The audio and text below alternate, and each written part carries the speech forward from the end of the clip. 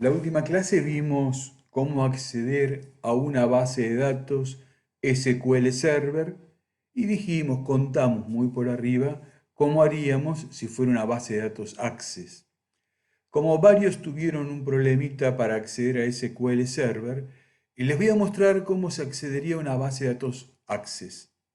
De eso se va a tratar estos 10 minutitos porque se repite todo lo mismo que en SQL Server. Entonces, en este ratito les voy a mostrar cómo sería la codificación si utilizamos una base de datos Access. Bueno, vamos a utilizar el mismo proyecto que utilizamos para hacer SQL Server. Lo primero que tenemos que hacer es crear la base de datos Access. Yo lo tengo en mis documentos, dentro de mis documentos Visual Studio 2019, proyectos, y acá hay un proyecto que yo ahora lo llamé base de datos Access, porque lo hice fue copiar todo el anterior, el que habíamos visto de base de datos, lo copié acá adentro, ¿no? Entonces, este es el que vamos a abrir ahora. Pero antes de abrirlo, fíjense que nosotros arrancamos con la interfaz del usuario. Acá es donde está el main. Dentro de la interfaz del usuario, arrancamos, el ejecutable está en bin. Y si compilamos, definitivo está en release. Y si no, se ejecuta desde debug. Como estamos ejecutando desde debug, dentro de debug creo una carpeta que se llama persistencia. Y dentro de persistencia creo una base de datos access. Extensión MDB. O sea, es una base de datos access 2000-2003. Bien, la base de datos que creamos se llama basepersonas.mdb y dentro tiene una sola tabla, la tabla personas, igual que lo que hicimos con SQL Server, donde hay solamente dos campos, el campo DNI y el campo de nombre, que son los dos atributos que va a tener cada persona. Fíjense que uno, Ángel, es la representación relacional del objeto Ángel. El objeto ángel, ángel de nombre, tiene una representación como objeto y una representación relacional. La diferencia fundamental es que si yo quiero saber el DNI del objeto ángel, se lo tengo que preguntar. Se lo tengo que preguntar. En cambio, si yo quiero saber el DNI de la representación relacional de ángel, solamente tengo que mirarlo en la tabla. Bien, acá tenemos el mismo proyecto que habíamos hecho con SQL anteriormente, que le cambié el nombre para poder distinguirlo dentro de mi computadora y lo llamé Base de Datos Access 2020. La interfaz con el usuario no cambió, las reglas de negocio no cambiaron, lo único que cambió es la clase datos de la capa datos, porque ya no va a acceder a SQL, va a acceder a un OLEDB. Fijémonos que acá necesitamos un string llamado lugar base que nos va a indicar en qué lugar del disco rígido, cuál es el path, para llegar físicamente a nuestra base de datos. Esto no lo necesitamos en SQL Server porque hablábamos de un servidor. Entonces, con pasarle el nombre del servidor SQL y el nombre de la base, accedíamos directamente. Acá necesitamos pasarle el path en el que hemos creado la base de datos. Si recordamos, nosotros la creamos dentro de interfaz del usuario, porque ahí adentro es donde va a estar el ejecutable, dentro de la carpeta bin, dentro de la carpeta debug, y ahí adentro estaba la carpeta persistencia. Ahí adentro es donde colocamos la base de datos. Hay un método para obtener el path de donde está el ejecutable.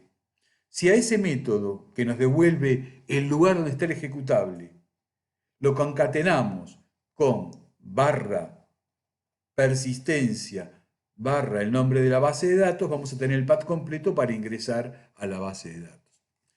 Luego vamos a utilizar otro string, que es el string de conexión, que es el proveedor de Microsoft Jet OLEDB, el 4.0, que este es el que me permite acceder a la base de datos Access. Vamos a necesitar una conexión, fíjense que no es más SQL Connection, es OLEDB Connection. Un comando para ejecutar las sentencias, que dejó de ser SQL, pasa a ser OLEDB, y un data adapter, que dejó de ser SQL Data Adapter y pasó a ser también OLDB. Lo que sigue siendo igual es el Data Source. Bien, todos los métodos de guardar personas, recuperar o eliminar son exactamente los mismos que escribimos para SQL. Acá hay un cambio que es el poner el path de la base. Fíjense que este método estático, poner el path, va a recibir el lugar donde está el ejecutable. L es el lugar donde está el ejecutable. Le concateno persistencia base personas mdb y obtengo el lugar donde está la base de datos. Este arroba adelante es para indicarle que estas barras son las barras de separación de directorios. Si no, tendría que poner doble barra acá y doble barra acá, y no pondría el arroba. Vamos a ver entonces de dónde viene poner path base access. Eso tiene que ser llamado seguramente desde la administradora. Vamos a buscarlo acá. Acá está, poner path. Poner path recibe un string, seguramente de la interfaz del usuario, y le dice a datos que ponga el path y le pasa ese string. Entonces vamos a ir a la interfaz del usuario. Vamos a la interfaz del usuario, el programa arranca por este formulario. Fíjense que apenas el formulario se inicializa los componentes, tiene un string llamado lugar base y con application.startupPath, ahí me devuelve el path de donde está el ejecutable. Vamos a hacer esto. Lo voy a ejecutar hasta acá, uno más arriba, hasta acá, ¿sí? Para que veamos el path. Lo ejecuto.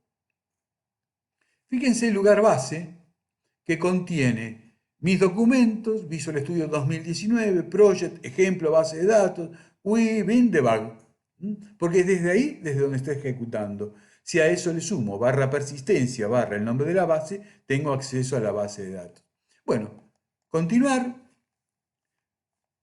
Ya acá tengo cargado algo, vamos a cargar uno más, el 99 chichón. Agregar. Ahí lo agregó, el 99. Vamos a salir y volver a entrar para ver que esté en la base de datos Access. 99 chichón. Vamos a eliminar a Cacho, 12 Cacho. Eliminamos a Cacho. Salimos. Vamos a ir directamente a la base de datos. A ver qué es lo que pasó. Vamos a abrirlo. Vemos que no está Chichón, perdón, que está dado de alta Chichón y no está Cacho. O sea que todo lo que hicimos se hizo sobre esta base de datos.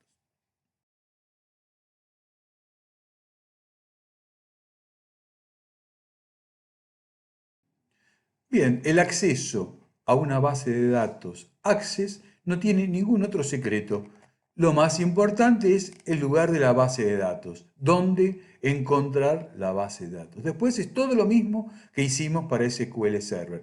Por supuesto que no toqué para nada la interfaz del usuario ni las reglas de negocio, por lo tanto la recuperación, la generación del objeto y pasar el objeto de objeto a relacional y de relacional a objeto sigue exactamente igual, eso no se tocó. Lo único que cambió es la capa de datos, porque accedo a otra base de datos. Acá vemos también la importancia de trabajar en capas.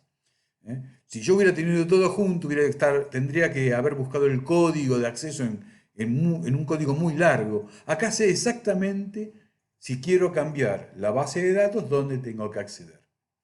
Bueno, espero cualquier consulta que tengan.